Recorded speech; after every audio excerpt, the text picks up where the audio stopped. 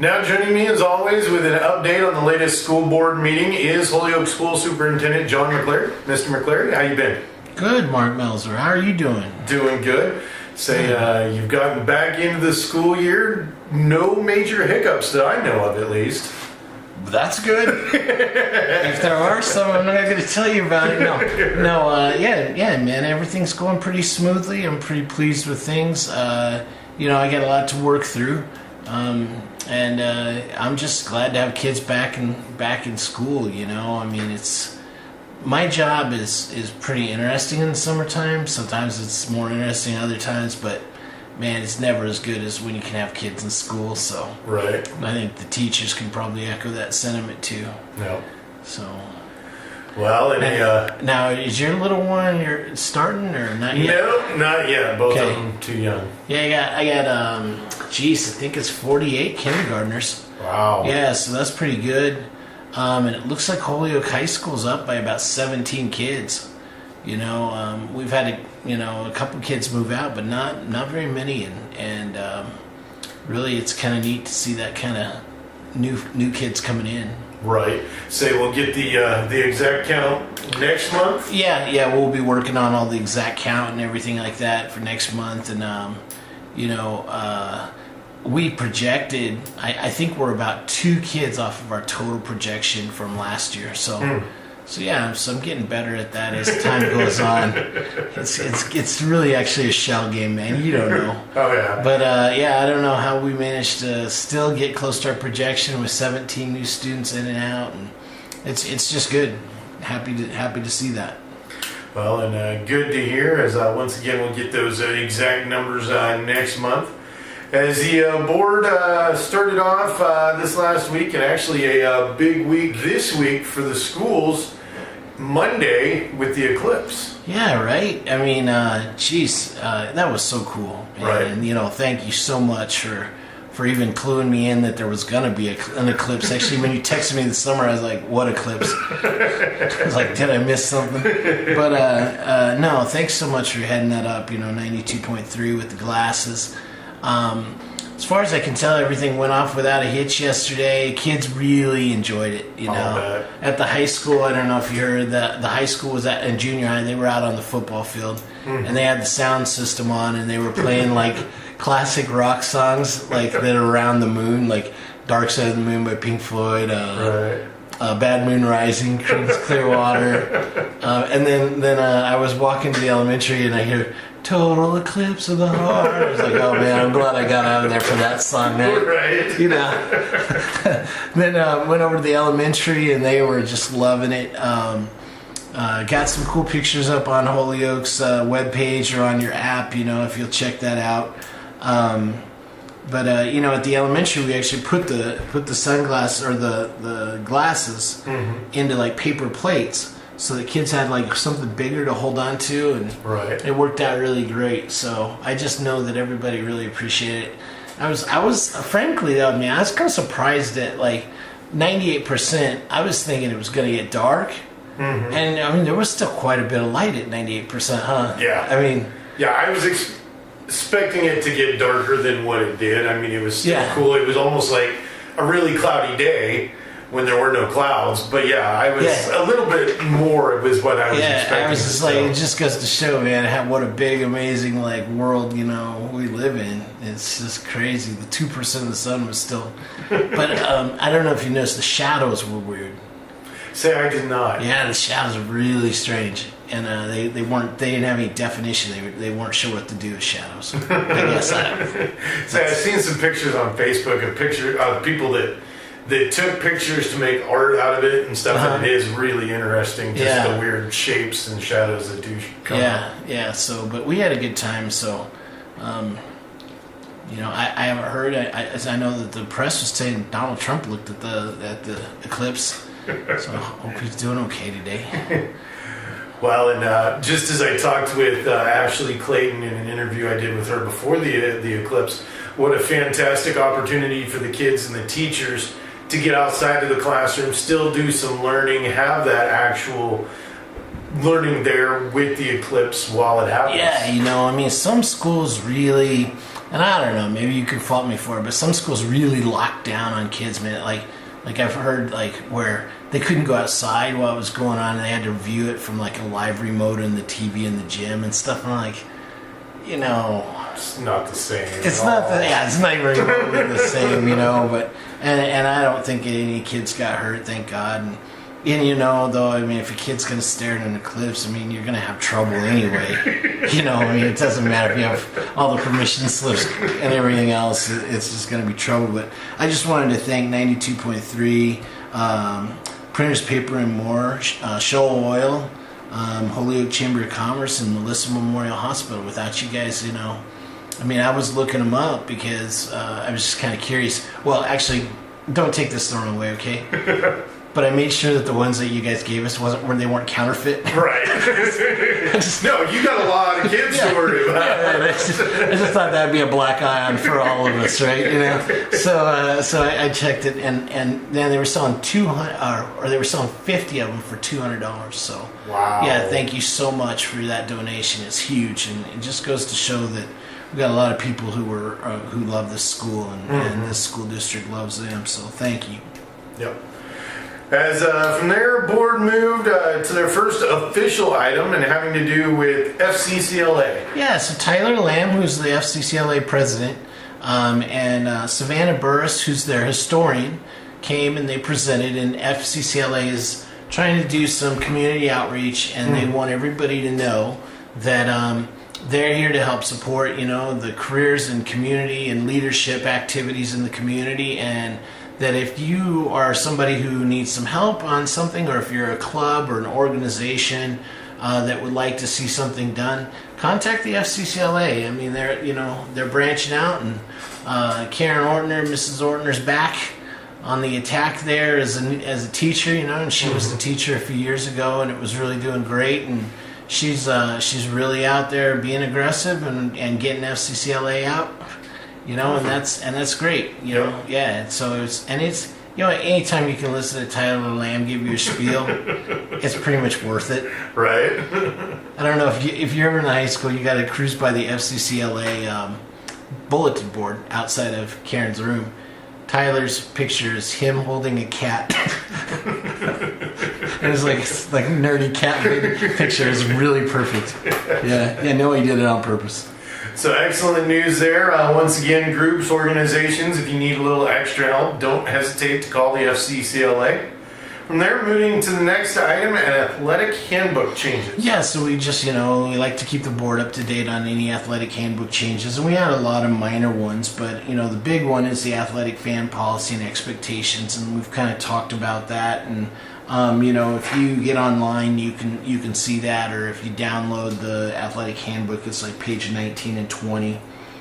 Just kind of outlining the sort of expected behaviors that we want to see folks engage in, and also identifying some of the behaviors that if you engage in those, people will probably be addressing you in a gentle way, maybe, or but that and it's just that.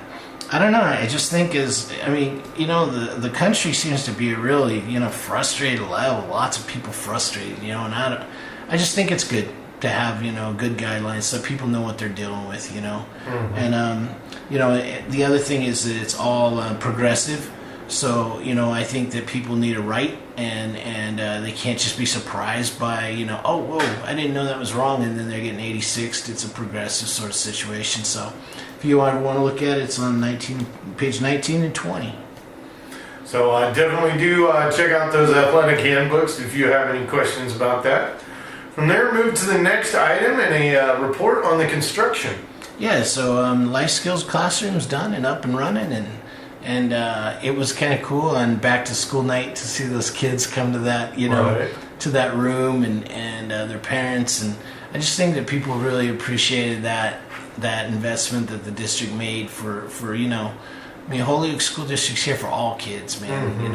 and all kids can be at different levels, and I just I'm really pleased with it, and I got to credit Nancy Miles, she had a vision there, and man, I was glad I could help her reach that, and that the district could work towards that, and the board was behind it, and so that part's all done, and now the roof is wrapping up. I'd say the next week and a half. It's just minor stuff now. The majority of the roof is totally complete, and we'll be wrapping it with metal, and doing all the metal work, and then once that's done, it should be wrapped up. So, but it was still a little noisy today in one person's classroom. I was like, man, really banging around up there, but that's just how it goes. Right. Especially when you get those rainstorms like we were getting, and you don't dare rip into something as a roofer. No, right? No, you don't trust me. Yeah, you just don't do that. You don't want to be optimistic. Oh, it's not going to rain. Inch and a half later. So yeah, it's they're just about done, and thanks so much to the voters for approving those mill levies, guys. Without those mill levies, we wouldn't be able to do most of the stuff that you've seen Holyoke School District do, and you guys have invested in that school district, and thank you so much. And thanks to CDE and the BEST grant, when you can make money go a long ways when you have a 65% match. Right. So for every 45 cents you're spending, it's good. So, or a 55% match, sorry. So obviously just good news there is those construction projects either wrapped up or wrapping up. Next item, grant. Yeah, so Shauna Brown, we kind of worked on some stuff this summer, and she took a lot of initiative and for FFA and got a $25,000 Monsanto grant, and then the foundation is working to get donors and folks like that to match that up to 50. And so I wanted to make sure the school board was okay with where I was putting the greenhouse. We're gonna put it off of the kind of straight west of the big garage door, out into that grass. And I'm sort of thinking that area, it'll have a little bit of shade, which, honestly, it doesn't hurt greenhouses to have that kind of, some of that cool off effect. Right. But it'll have plenty of sunlight, and it'll kind of set back, almost lining up with the middle school, right in there. And the greenhouse that we're looking at is beautiful, man. It's got a really nice point, lots of the architectural stuff that's kind of in there.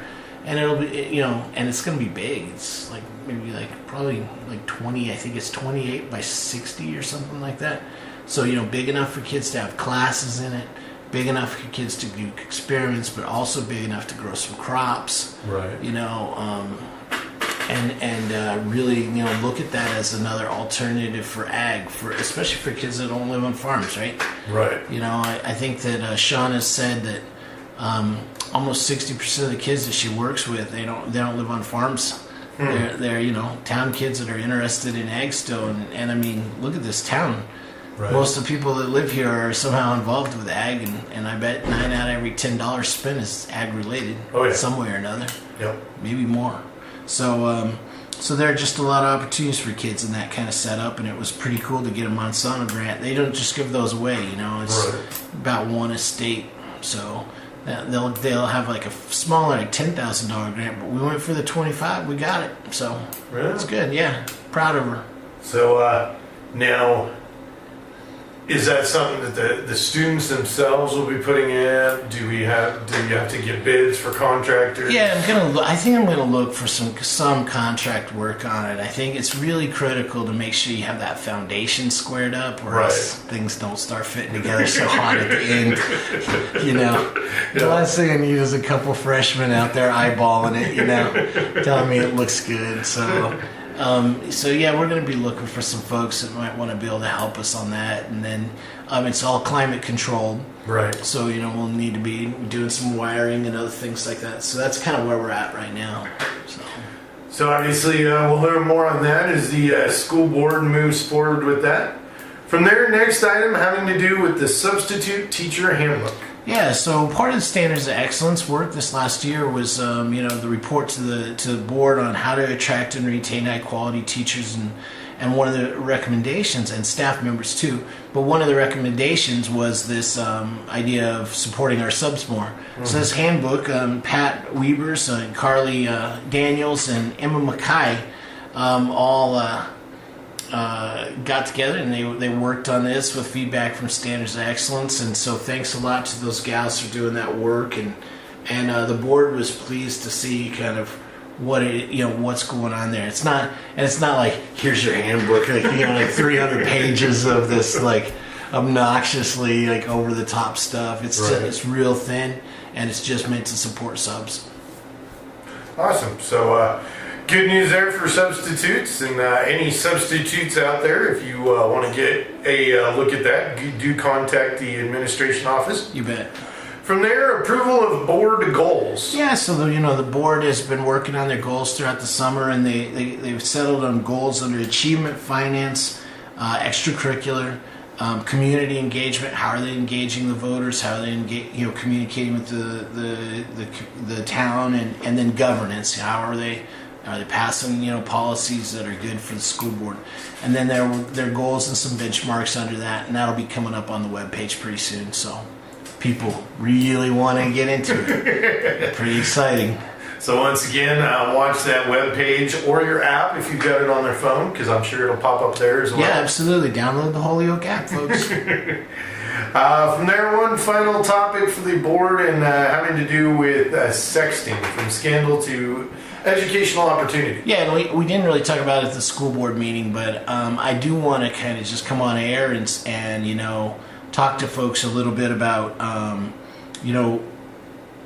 don't know, I'm just like completely woke on cell phones and how dangerous cell phones can be to kids and to middle school kids especially.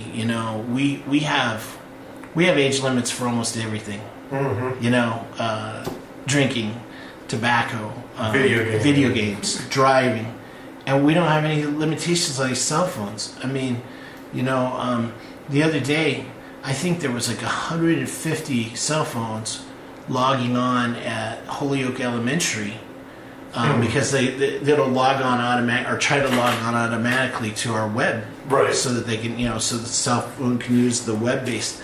That's 150, right? And those kids aren't even those, And I'm not criticizing people, because I understand why people are buying cell phones and why they're giving it to kids, but I think it's important for us to understand that there's like a whole nother world out there that's going on over this one, and thank God you didn't have a cell phone when you were in 8th grade, or me in 8th grade, Yeah. And, I mean, because teenagers can act out and do crazy things because they're teenagers, but to have it all recorded and to have it all videotaped, and it's devastating to kids later on, because it creates these scandals, and nobody seems to be learning from it, and for me, that's a lesson that I've learned, and I'm just not criticizing parents or anything, but I'm just sort of turning the mirror around. I'm like, this will be a good opportunity for folks to kind of learn about it.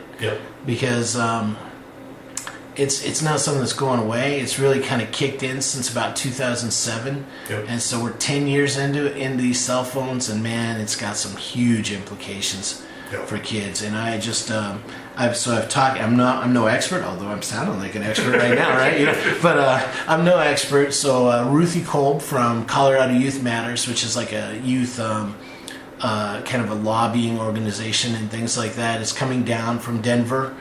She'll be presenting on August 30th from 6 to 7:30 at night for parents and for anybody who's interested. And I'm asking folks, and here's my plea. If you're a pastor, if you're a youth leader of some sort, if you're a 4-H leader, stand with us on this, because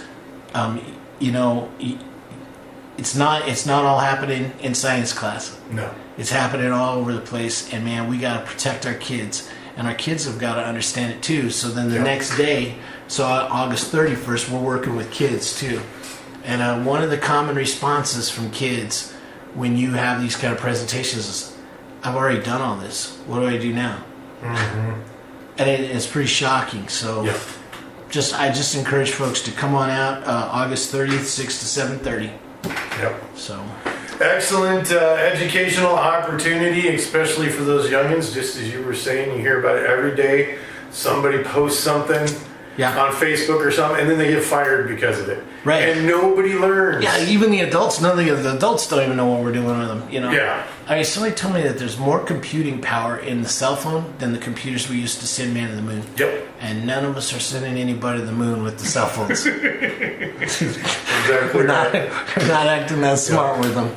Yeah. Yeah, the other thing that always comes up too is when you and I were in school, we got picked on, may have gotten bullied. Yeah. But when you went home at the end of the day, that was the end of it. Yeah, it was now kids can't get away from it with social media and yeah, cell man, phones. it's just like constantly, nonstop, you know, like some folks that I've talked to that like, well, I take my kid's cell phone, I put it in my bedroom, you know, at night, and you'll be amazed at the stuff that they get at like 2 a.m, which means that, so your kid's getting stuff at 2 a.m, but some of your kids are sending stuff at 2 a.m. Right. Yeah. You know, and it's like, man, we gotta get woke about this as a community. And I honestly believe that there are 2 types of school districts in Colorado: the schools that are waking up to this because something that they've been forced to deal with, or those that it hasn't happened to yet. Yep, exactly. And so I just encourage everybody to join up.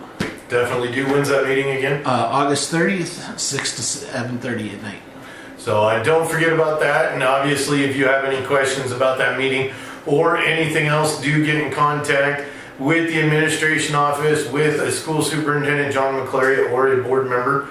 Turn our attention towards what's happening in the schools. Obviously, sports get started next week, hard to believe. Right, yeah, sports just kicking in. Is Briggs, who are we playing first? Briggs? Bridgeport, right, yeah. first football game. Volleyball's actually in action next Tuesday. Softball's in action next Thursday. Yeah, so. I was pleased with the number of kids participating, really, you know.